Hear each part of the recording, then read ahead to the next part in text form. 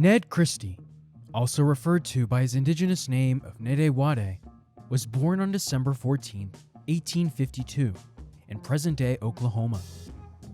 In the mid-19th century, it was officially known as the Indian Territory.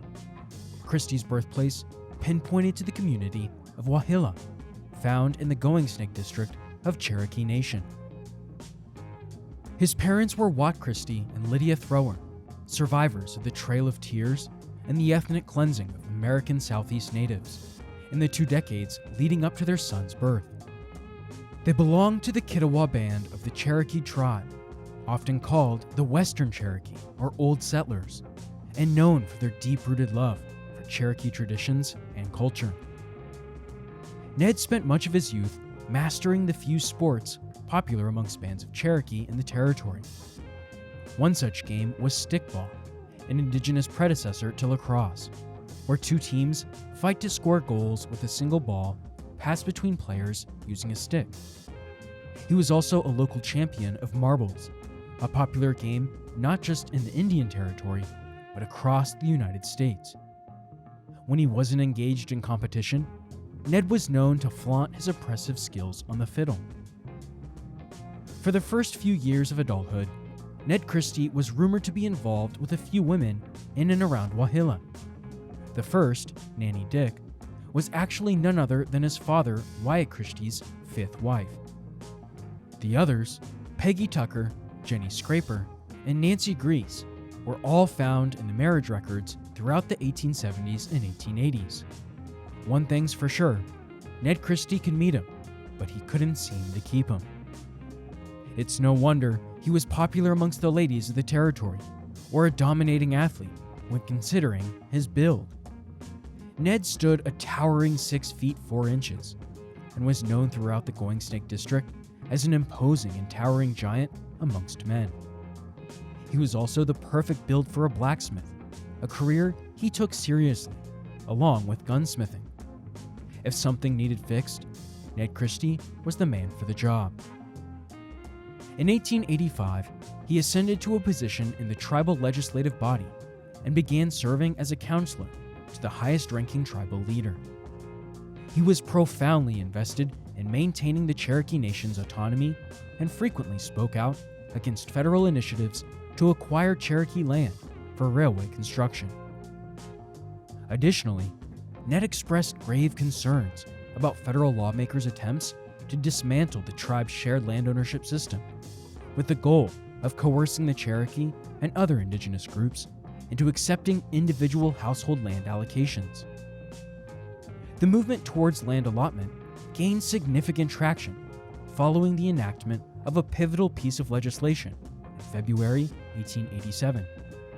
This law, known as the Dawes Act, signaled the commencement of a broader strategy to fragment tribal territories, which was part of a more extensive plan to integrate Native Americans into the dominant European American society.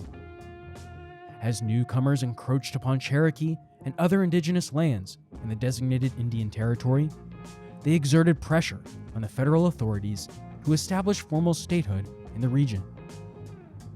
To achieve this objective, it was first necessary to invalidate Native American land claims, a process that the aforementioned legislation facilitated. However, due to their unique status as possessors of district territories rather than designated reservations, the 5 civilized tribes, including the Cherokee, were initially exempt from the immediate implementation of this law.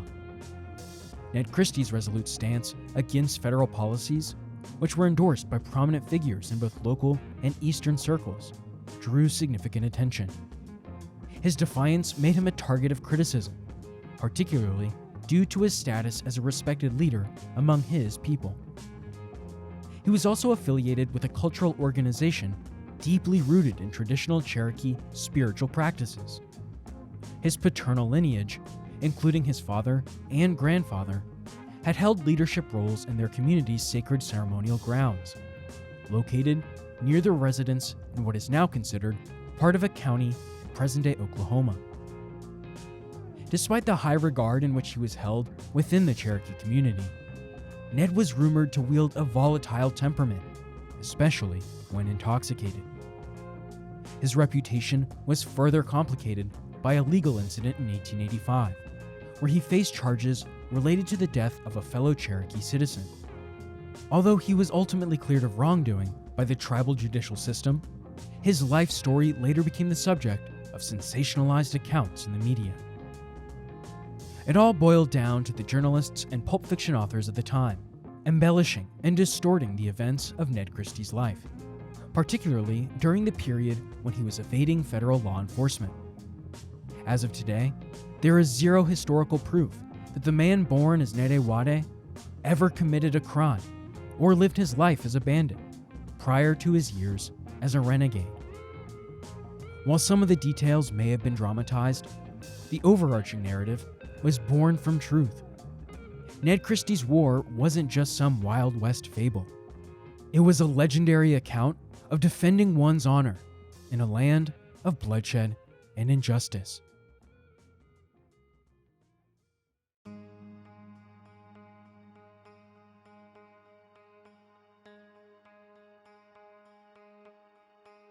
On May 4th, 1887, a violent incident occurred in the Cherokee Nation's capital, following the demise of Deputy Daniel Maples, a law enforcement official.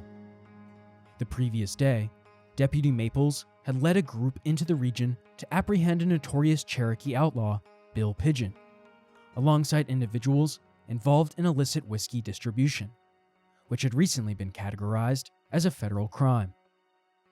Their primary target was Bud Traynor, a man known for his aggressive behavior and involvement in the alcohol trade. Despite extensive searching, Maples and his lawmen were unsuccessful and returned to their temporary base near a local creek. It was during this return journey that the deputy was ambushed and fatally wounded within Cherokee territory, with the assailant evading capture. Authorities initially detained a Cherokee individual called John Paris for the crime. However, this suspect implicated a prominent Cherokee council member as the actual perpetrator, none other than Ned Christie himself. Ned, who was already in the capital for a scheduled meeting, vehemently denied any involvement, claiming he had been intoxicated and unconscious during the incident. Nevertheless, the renowned federal judge, hanging Judge Isaac C. Parker, known for his harsh sentencing, issued an arrest warrant. A senior law enforcement officer, the legendary Marshal Henry Heck Thomas, was dispatched from a neighboring state with a team to apprehend the accused. Fearing an unfair trial and potential execution, the accused Ned Christie opted to evade capture. He sought refuge in his Goingsnake district cabin, situated in a secluded, densely forested area some distance from the capital.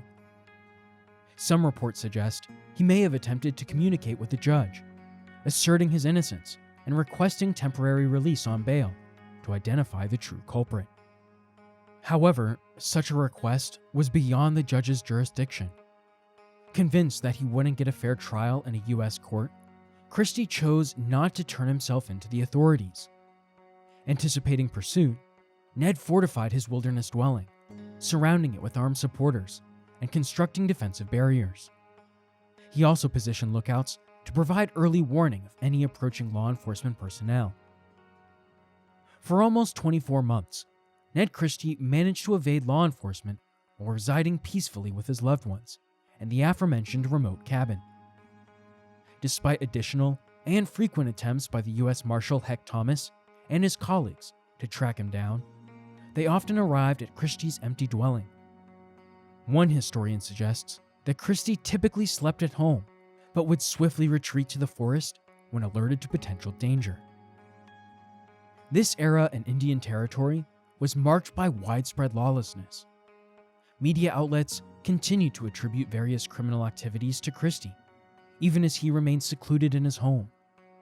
Occasional armed conflicts did occur, but these were limited in scope and always centered around Christie's residence.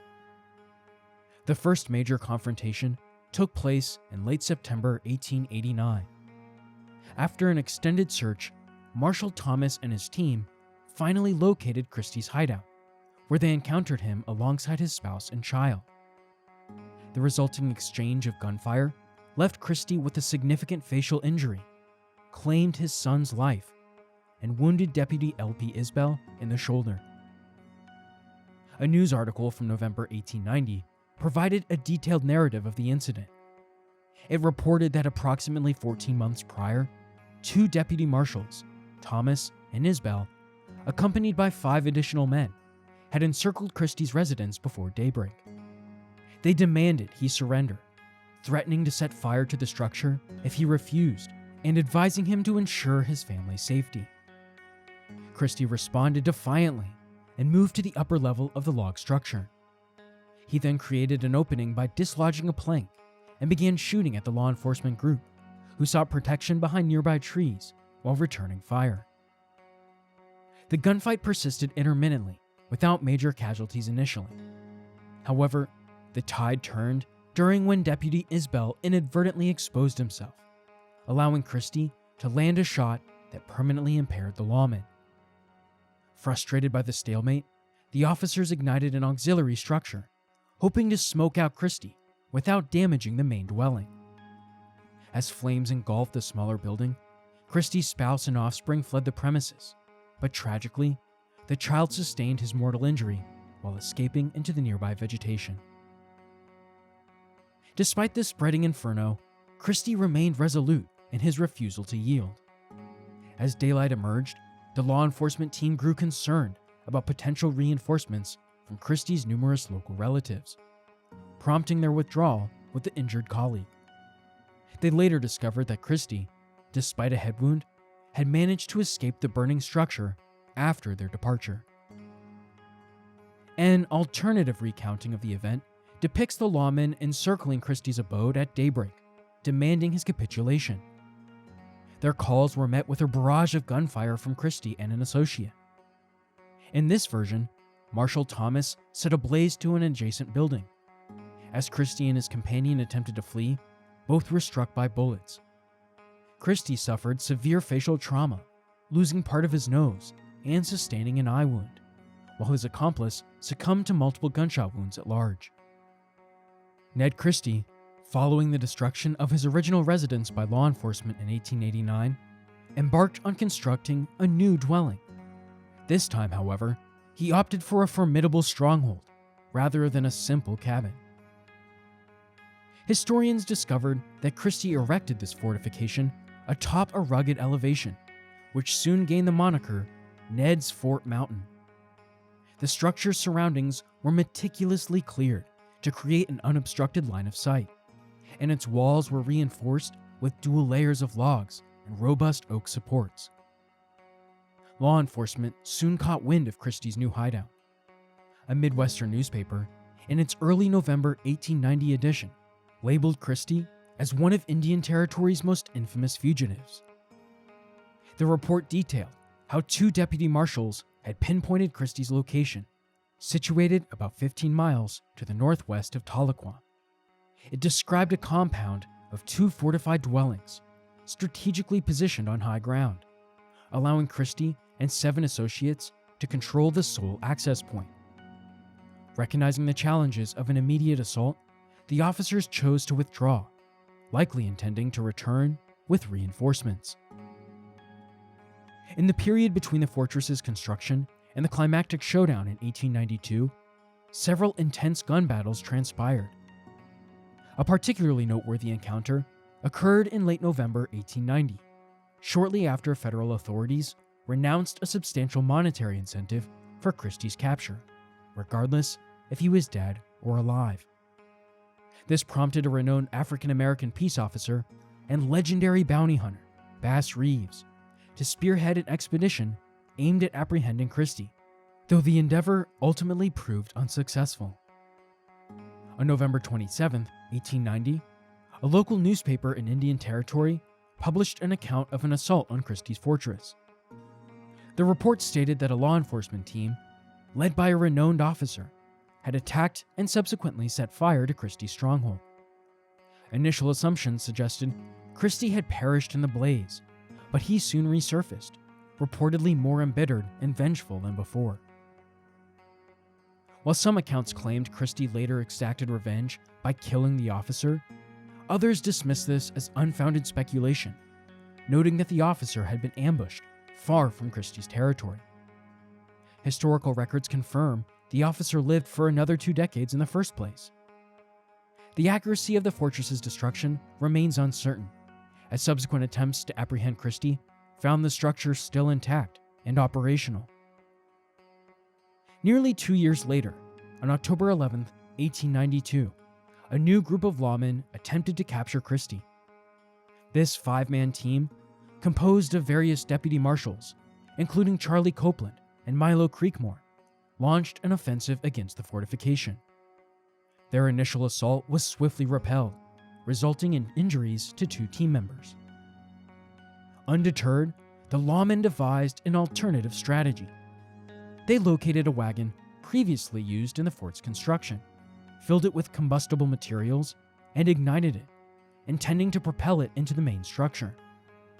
However, their plan went awry when the flaming vehicle veered off course, colliding with a peripheral building instead. In a final desperate move, the team resorted to explosives yet again, hurling 3 charges towards the fortress. To their dismay, each explosive merely bounced harmlessly off the ground. With no viable options remaining, the law enforcement group was compelled to abandon their mission. On November 2, 1892, a substantial force of 16 to 25 individuals, equipped with firearms, explosives, and even a small artillery piece, was mobilized for a new operation. Several senior law enforcement officials have been credited with orchestrating the mission, many of whom had prior experience confronting Christie and were well aware of the impending challenges. Christie, accompanied by 1 or 2 associates, assumed defensive positions atop their fortified dwelling. For over half a day, they successfully repelled the advancing lawmen. One account suggests that the attacking force expended a significant amount of ammunition, including dozens of artillery shells, yet the cannon proved ineffective. Determined to breach the stronghold, the officers eventually resorted to placing explosives along a section of the wall. The subsequent detonation created an opening large enough for entry and ignited the structure. As the building burned, Christie attempted a desperate escape, but was fatally shot at close range. In a macabre aftermath, a relative of a previously slain officer approached Christie's body and discharged his weapon into it multiple times. Some sources mention that one of Christie's companions surrendered after emerging from the inferno, suffering severe burns. However, conflicting reports exist regarding the fate of Christie's associates. A San Francisco newspaper, reporting on November 4, 1892, stated that a man was killed in the confrontation and his charred remains were discovered within the fortress.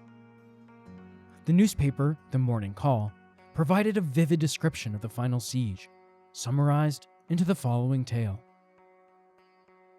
Near Tahlequah, Indian Territory, on November 4, 1892, a group of federal officers, led by a senior deputy marshal, surrounded Christie's hideout. The confrontation began when one of Christie's allies fired upon the officers after being ordered to surrender. This initiated an intense exchange that persisted throughout the day, with neither side gaining a significant advantage. As darkness approached, the lawmen employed explosives, successfully breaching part of the structure and setting it ablaze.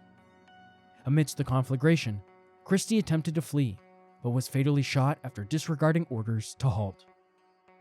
One of his companions surrendered, while another's body was found within the burning ruins, charred beyond recognition. The women present had been permitted to leave at the outset of the engagement. Following the decisive confrontation, law enforcement officials employed an unconventional method to transport Ned Christie's remains. They secured his body to the entrance of his stronghold, which was then loaded onto a horse-drawn vehicle for the initial leg of the journey. The procession continued by rail to its final destination. As this grim convoy traversed the route, throngs of inquisitive spectators gathered along thoroughfares and at railway depots, eager to view the notorious figure's corpse. The makeshift display board served as a practical, albeit morbid purpose, enabling the officers to position Christie's body for photographic documentation at various locations. Upon reaching the terminus, Christie's remains were redirected to a military installation where his kin identified him prior to interment.